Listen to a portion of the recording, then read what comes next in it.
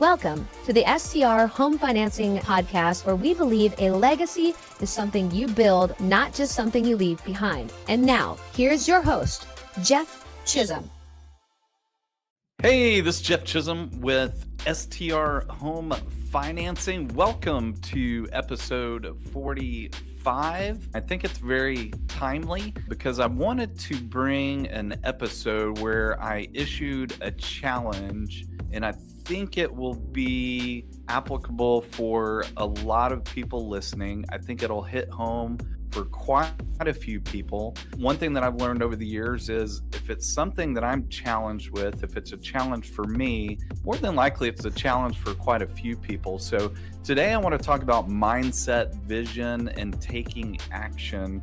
And the reason why I find this message timely is because I've already had consultation calls where I've seen some repetition. And the repetition is people that have mentioned, I really want to do something because I've been thinking about doing real estate investing for a few years now. So that has been a consistent theme and message that I've heard from many people over the past few months because, it's on the to-do list. You've made these goals. I hate to use the word resolution. I like the idea of goals, that we have something that we've written down, that we've put an action plan around, that we've got a checklist for. And so a lot of people who have real estate investing, I'm on their checklist. I've got to talk to the guy that specializes in short-term rental financing and vacation home financing, that guy that I've heard about, that I've heard from, that I've heard on podcasts that does the 10% down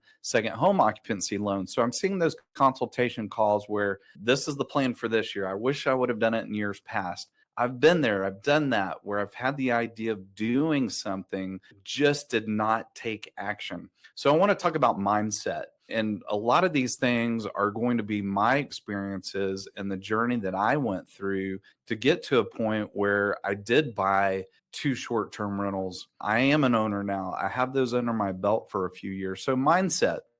I had a limited thinking mindset that everything had to be clean and neat and tidy, that I was only capable of doing so much. You may have heard me share the story before on other interviews that I've done with other coaches or on other podcasts, but there was a vision that I had when we were we had adopted our youngest son. So I got this vision of this table of 10. I was an old man in my old age. My wife was at the other end. We had our 4 kids on one side.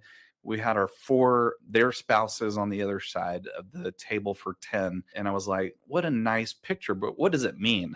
And ultimately the message was just God's blessing in my old age of just the path, the journey that we've been on. And this was just a vision of things to come. We were all at the table. We were enjoying a great meal. We were laughing, and I had my family around me, and they were on in life to the point where they were all married. It was super, super cool. And then about a year later, my wife and I explored and really felt like we were led to being foster parents again. And I said, one of the initial thoughts I had was, wait a minute. I had a clear and distinct vision for a table of 10. It was very nice. It was nice and tidy and neat. I liked it. It sounds like this gets messy if we get into fostering, because our intention as foster parents, we were never went down that road to be professional foster parents. It was always with the idea that we would provide a child with a forever home. So my next question was,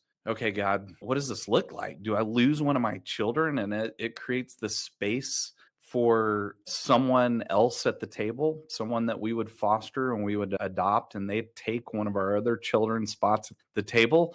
All of a sudden, it created this sense of panic. Is something going to happen to one of my children? And instantly, I got the message of that is way off course. You're way off course there. You don't live enough. You don't dream big enough, much less live big.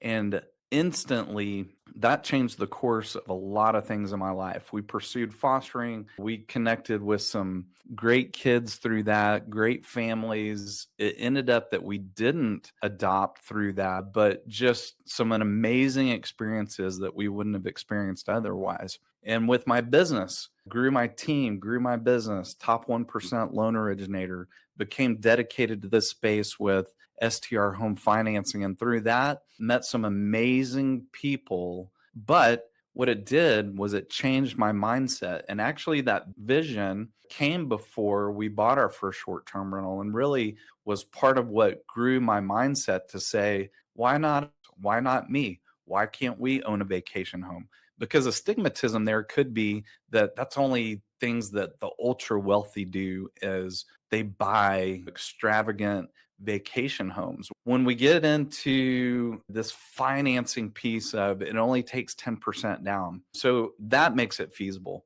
Then we get into if I can rent it out on a short-term basis and have other people cover my mortgage payment, and then maybe I grow this business and it cash flows and I can grow it into a portfolio of these properties and it grows into part of my retirement plan to produce cash flow producing assets. Yeah, then it becomes feasible. I can do that.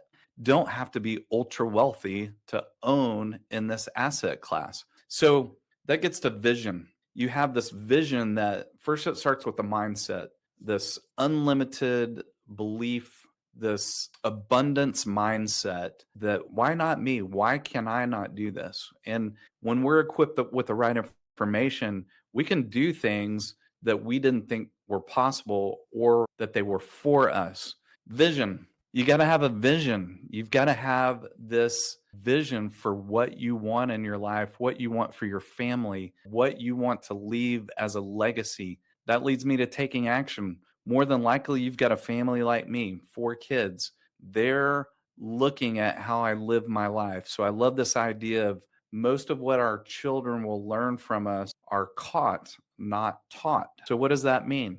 That we've got to have a vision, we've got to take action on it. So I am hoping that will be a year where you change your mindset, that this avenue is for you to pursue, that you have a vision for what you want it to look like, and that you will take action on it for various reasons. People are watching you. They need action. They need people that will model what it looks like to take action. I was having a conversation with a doctor, physician a couple of weeks ago, and she brought up that she had heard me on another podcast where I was interviewed, shared the table of 10, and that she appreciated that she really felt like that it was part of a stepping stone in her taking action. And we just got in a conversation of we want to take action. We want to model that for our children, but we don't want to be people that just chase the next shiny object. So we have to educate ourselves. We have to go through the process of